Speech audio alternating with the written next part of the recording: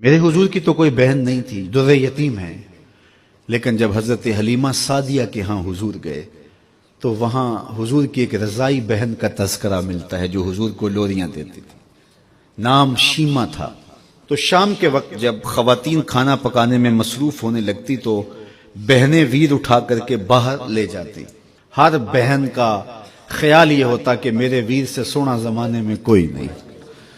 کہتے ہیں خوبصورتی دیکھنے والے کی آنکھ میں ہوتی ہے، جس کے ویر کا رنگ سونا ہوتا تو وہ کہتی رنگ نہیں تو کچھ بھی نہیں ہے، اور جس کے نقوش تیکھے ہوتے تو وہ کہتی کہ رنگ کا کیا ہے، حسن تو نقوش میں ہوتا ہے۔ جس کی آنکھیں خوبصورت ہوتی وہ کہتی میرے ویر کی جھیل جیسی آنکھیں تو دیکھو۔ اب یہی بنو سعد کے محلے میں ہوتا، بچیاں اپنے ویر اٹھا کے لے آتی، ایک کہتی میرے ویر ورگا کوئی نہیں، دوسری کہتی میرے ویر جیسا نہیں۔ اتنے میں حضرت شیمہ اپنا ویر محمد اٹھا کے لے آتے اور دور سے ہی کہتی نہیں میرا ویر بھی آ گیا، تو سب کے سر جھک جاتے، تو کہتی نہیں نہیں نہیں شیمہ تیرے ویر کا مقابلہ تو نہیں نا، ہم تو آپس میں بات کر رہی ہیں۔ اور پھر جب کسی بہن کے ویر کو متفقہ طور پہ ساری کہہ دیں کہ تیرا ویر ہی سونا ہے تو پھر اس کا فخر دیدنی ہو نا، پھر ان کا ذوق آسمان کو چھونے لگتا۔ ابن حشام سیرت کی سب سے پہلی کتاب، اس میں یہ واقعہ لکھا ہے کہ پھر حضرت شیمہ حضور کو اپنی آغوش میں لے کے سمیٹتی اور پھر چومتی اور پھر وہ لوری دیتی، اور وہ لوری کے لفظ بھی لکھے ہیں، ربنا ابق لنا محمدا حتی اراہ یافعا و امردا، اللہ میرے ویر محمد کو سلامت رکھنا۔ آج یہ پالنے میں بچوں کا سردار ہے، کل وہ لمحے آئے جوانوں کا بھی سردار، اور پھر جھوم جاتی اور کیا خوشی ان کی دیدنی ہوتی۔ اور پھر وہ منظر بھی آیا کہ حضور علیہ السلام مکے چلے گئے اور یہ جوان ہوئی اور پھر ان کی شادی کسی قبیلے میں ہو گئی۔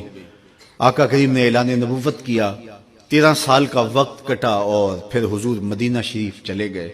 جب غزوات کا سلسلہ شروع ہوا تو جس قبیلے میں شیمہ کا نکاح ہوا تھا اس قبیلے میں مسلمانوں کے ساتھ ٹکراؤ ہوا تو اللہ نے مسلمانوں کو فتح عطا کر دی۔ تو اس قبیلے کے لوگ قیدی ہو کے حضور علیہ السلام کے غلاموں کے ہاتھوں گرفتار ہیں۔ تو یہ اپنے قیدیوں کو چھڑانے کے لیے قبیلے کے سردار ایک ایک گھر سے فدیے کے لیے رقم جمع کر رہے ہیں۔ چلتے چلتے شیمہ کے گھر بھی پہنچے جو کہ ایک عمر کا حصہ گزار چکی تھی، اور جا کے کہا کہ اتنا حصہ آپ کا بھی آتا ہے۔ کہا کس لیے؟ کہا وہ جو لڑائی ہوئی ہے اتنے ہمارے بندے گرفتار ہو گئے ہیں تو ان کو چھڑانا ہے۔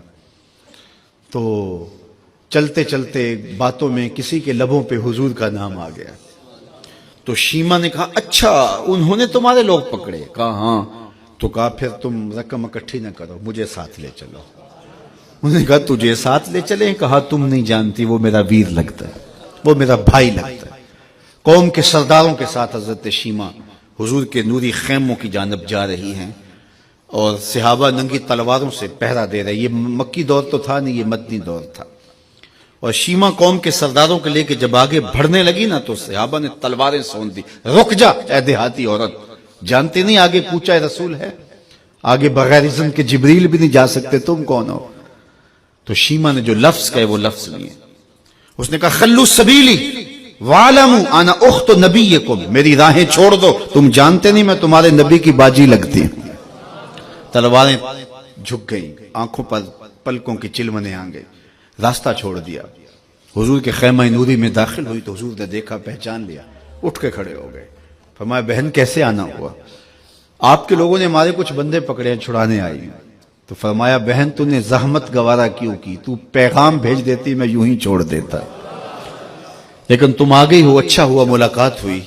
پھر حضور نے قیدیوں کو چھوڑنے کا اعلان کیا اور کچھ گھوڑے اور چند جوڑے حضرت شیمہ کو حضور نے تحفے کے طور پہ دیے۔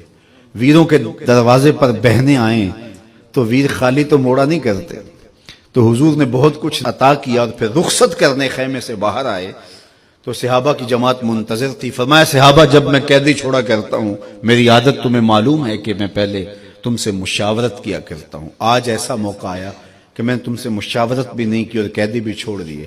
کہا جو چاہیں آپ کریں، لیکن کیوں مشاورت نہیں فرمائی حضور؟ اگر ارشاد فرما دیں تو فرمایا اس لیے کہ میرے دروازے پہ میری بہن آ گئی تھی۔